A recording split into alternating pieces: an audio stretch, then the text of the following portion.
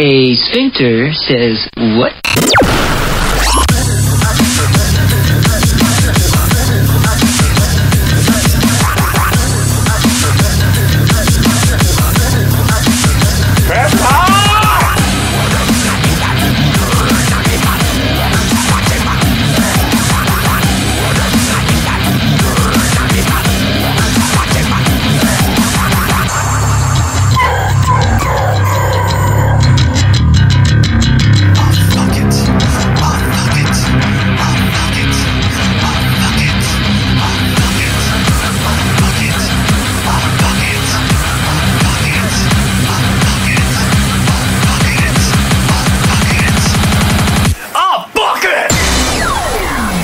Salut à tous les amis, bienvenue sur Load Corner, Playing Everything Loader.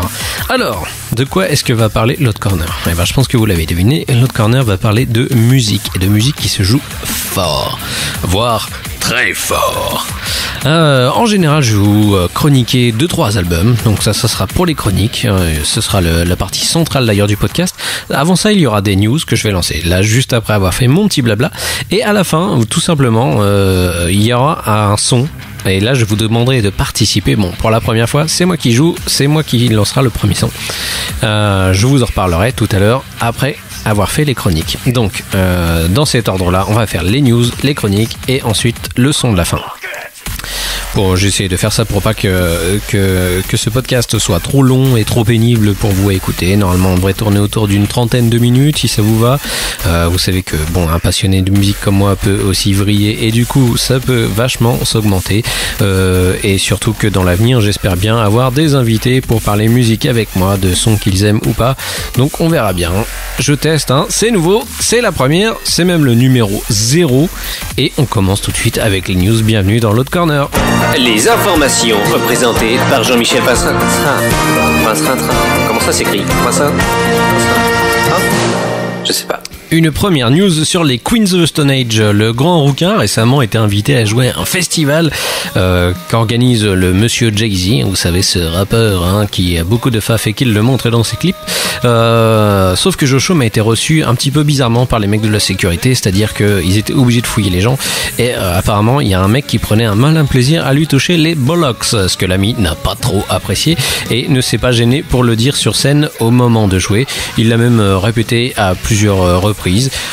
Oui, voilà, il faut pas trop faire chier Joe Chaume, je pense, et surtout qu'en ce moment il est plutôt de mauvaise humeur. Il a déjà insulté pas mal de gens dans le public qui le sifflaient la dernière fois à base de buttfuck. Donc laissez Joe Chaume tranquille, il vaut mieux pour vous.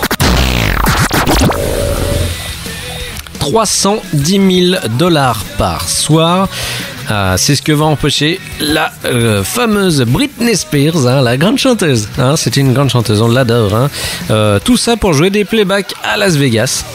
Donc, j'espère que les gens qui vont aller la voir le savent. Moi, ça me ferait bien mal au cul de devoir payer 310 000 $ pour voir du playback, surtout par une connasse. Bonne nouvelle, on en entend parler en ce moment à foison. Voici que GTA V, GTA V est sorti. Moi, je vais pas parler jeux vidéo, ne vous inquiétez pas dans ce podcast. C'est juste que souvent GTA est accompagné d'une bonne petite playlist, et il se trouve que des petits malins ont réussi à la mettre sur Spotify. Donc 86 chansons réunies sous une liste Spotify, et je vous la mettrai dans le post. Alors, Oasis ou pas Oasis? Une fois de plus, il y a encore des histoires avec les Gallagher. Gros problème, parce qu'en ce moment, il y a plein de rumeurs qui ne cessent de sortir, comme quoi les frères Gallagher se réuniraient pour l'anniversaire des 20 ans de Definitely Maybe, leur album.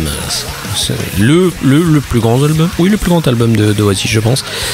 Sauf que démenti des frères Gallagher, encore cet été au mois d'août, ils arrêtaient pas de se conspuer et de s'envoyer des gros pics dans la gueule. Moi, j'ai reçu il y a pas longtemps, je sais pas si vous connaissez, il y a une application qui s'appelle Bands in Town qui est utilisée, je crois qu'on peut l'avoir sur iOS et sur Android, qui donnait Oasis partant pour faire un concert d'ici pas très longtemps. Alors je ne comprends pas, c'est à base de démentis et ça recommence et ça revient. Quid de ce qui va se passer? En tout cas, il joue vachement avec les nerfs des fans. Je trouve ça un peu débile et surtout ça sert pas vraiment à grand chose, à part s'ils sortent un CD pour les 20 ans bien sûr, et c'est certainement ce qu'ils vont faire. Et oui, ils vont réussir à vendre bien sûr. Arcade Fire joue un concert de 30 minutes sur la NBC le 28 septembre pour célébrer la sortie du nouvel album. Donc je vous conseille de regarder ça parce qu'apparemment le nouvel album a l'air d'être une petite tuerie. Puis j'ai envie de dire, comme d'habitude avec Arcade Fire, il risque d'y avoir du bon et du mauvais, donc on fera le tri là-dedans.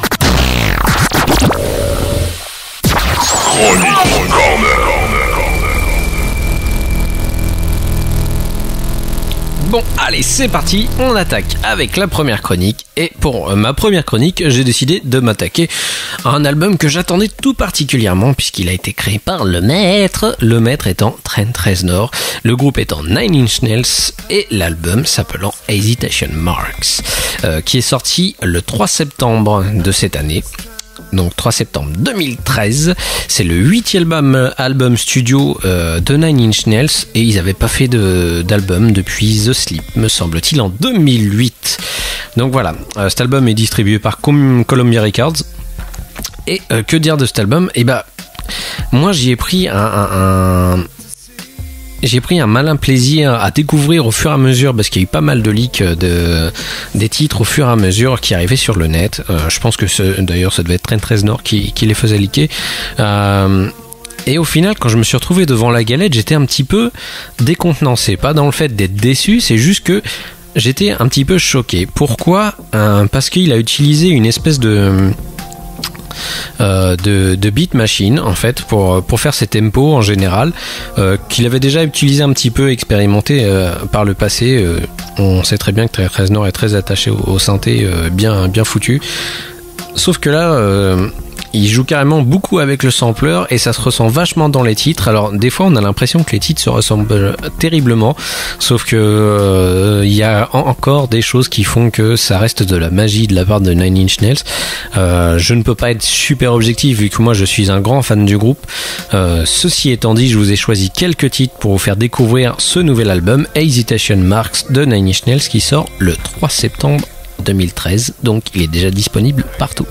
À noter qu'il y a une fameuse édition vinyle qui est superbe avec le CD, un t-shirt, le vinyle, enfin la totale comme d'habitude. Allez, on est parti, on écoute.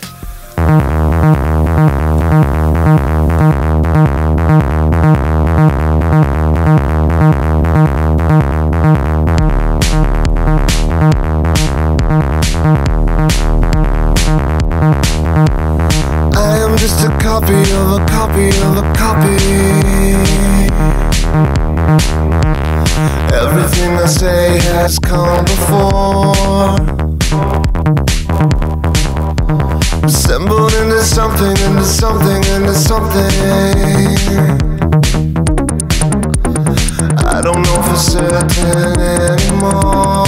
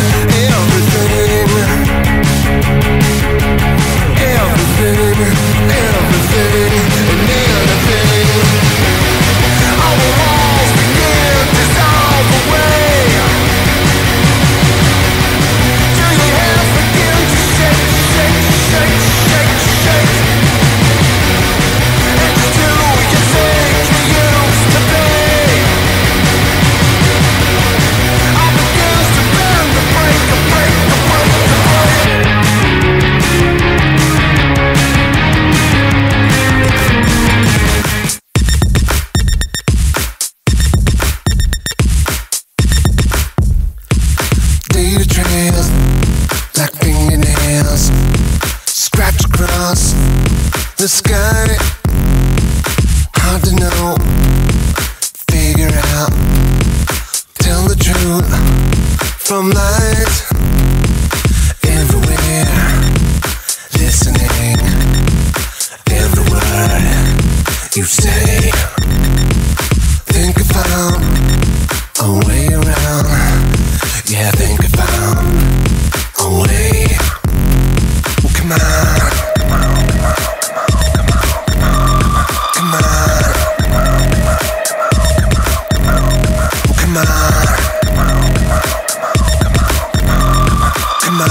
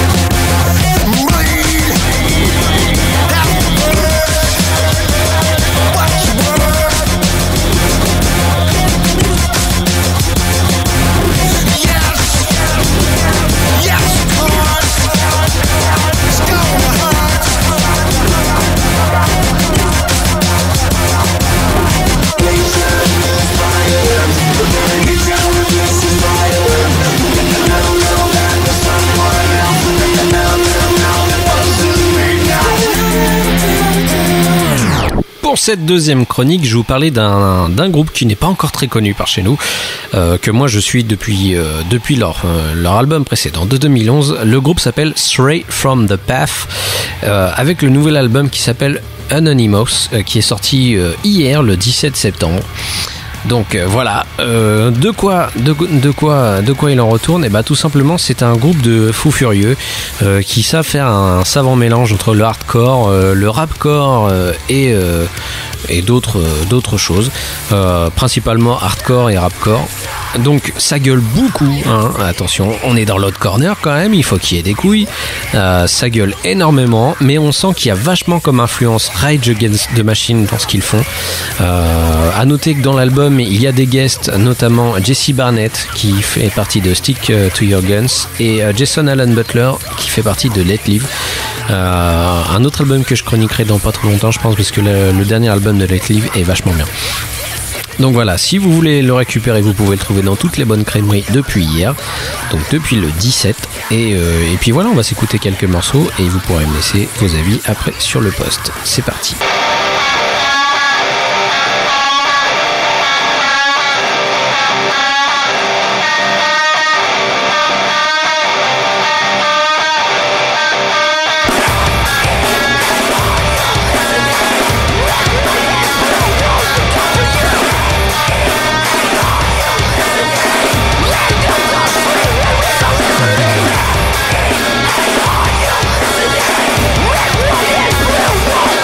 Yeah.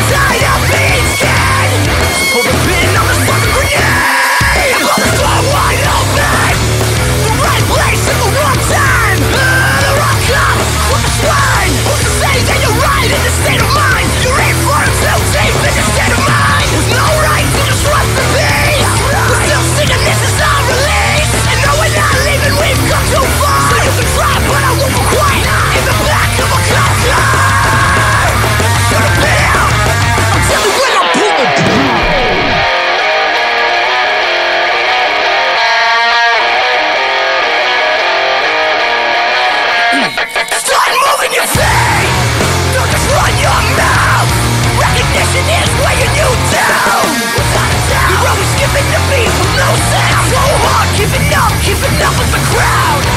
Start moving your feet, and don't just run your mouth without a doubt. Just skipping the beat with no sound. So hard, keeping up with the crowd. And I'm stuck in wondering how you think it's fine. Put your heart into something for such a short time. Smile, tears, and high fives. Some surprise, enough in life just to get by. Notoriety is your motivation. How society crumbles with no foundation. In a country that crowds wolf, thinking the heart. They have to be thinking will tear you apart. Bullshit with the hashtag. You wanna get mentioned because you need the attention.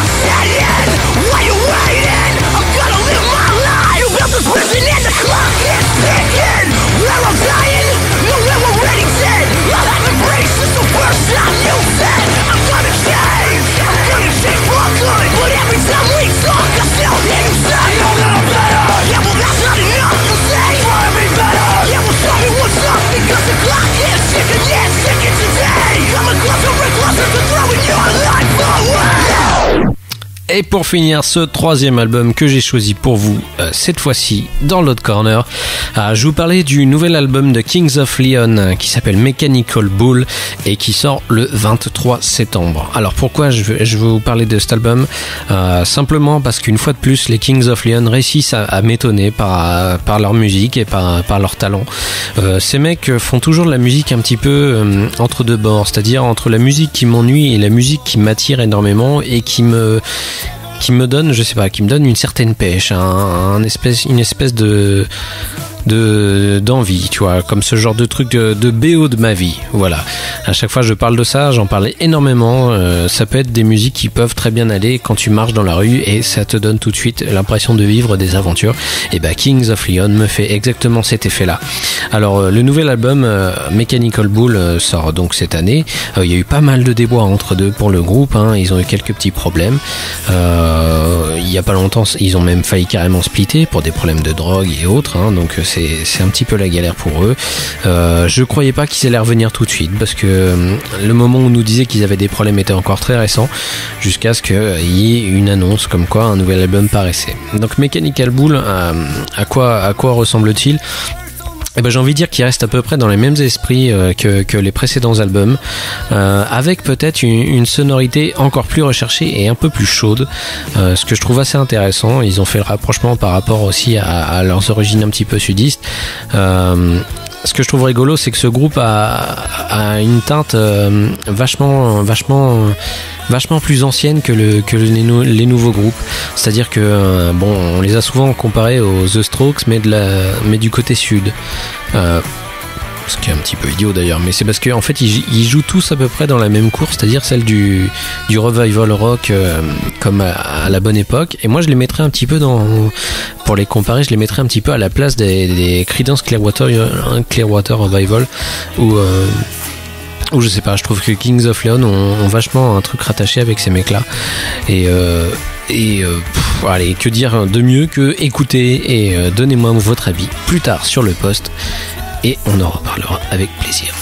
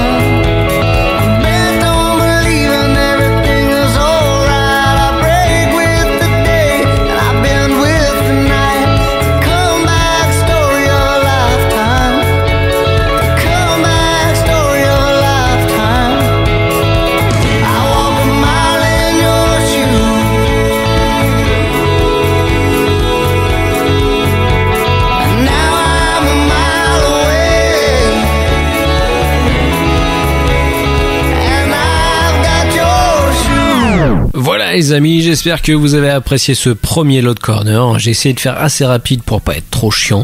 Voilà, donc je vais vous laisser avec bien sûr les petits liens à aller visiter pour venir nous retrouver sur le web. Vous avez bien sûr loadcorner.fr, là où toute la magie se passe bien sûr.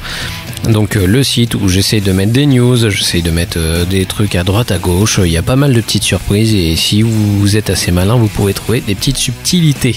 Je suis aussi Load Corner sur Twitter, alors Load Corner avec un underscore à la fin. Et sur Facebook il y a une page facebook.com/loadcorner. Vous trouverez ça facilement également sur le site. Pas encore de flux RSS pour l'instant pour le podcast, désolé, c'est mon numéro 0 donc on peut pas encore être sur iTunes les enfants, il faudra attendre à peu près un ou deux numéros de plus pour pouvoir avoir quelque chose d'intéressant à mettre sur iTunes. Voilà, donc je vais vous laisser, j'espère que vous avez apprécié, n'hésitez pas à commenter surtout et à partager ce nouveau podcast que je viens de faire et on se retrouve très vite. Je vais vous parler vite fait aussi du dernier module qui s'appelle le son de la fin. Alors, très simplement, à chaque numéro de Load Corner, je vous demanderai dans les commentaires de me laisser une suggestion d'un morceau de musique et je choisirai le morceau qui sera mis la prochaine fois à la fin de l'épisode, un morceau que je jouerai dans son entièreté. Voilà, donc je vous laisse, je vous souhaite tout plein de bonnes choses, on se retrouve très vite et n'hésitez pas à mettre la musique plus fort.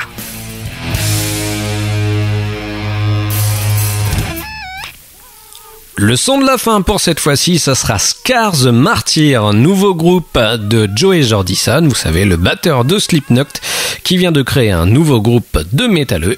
Il avait déjà récidivé une fois avec les Murder Dolls, il est de retour avec ce nouveau groupe, il a pas mal traîné ses guêtres, et nous voici donc avec ce titre qui s'appelle Blood Host, et l'album sort très bientôt normalement, je pense qu'il est encore en production car ils n'ont sorti qu'un EP pour l'instant, tout petit avec pas beaucoup de titres dedans, donc on attend la suite. Allez c'est parti, Scar the Martyr, Blood Host, le son de la fin sur Load Corner.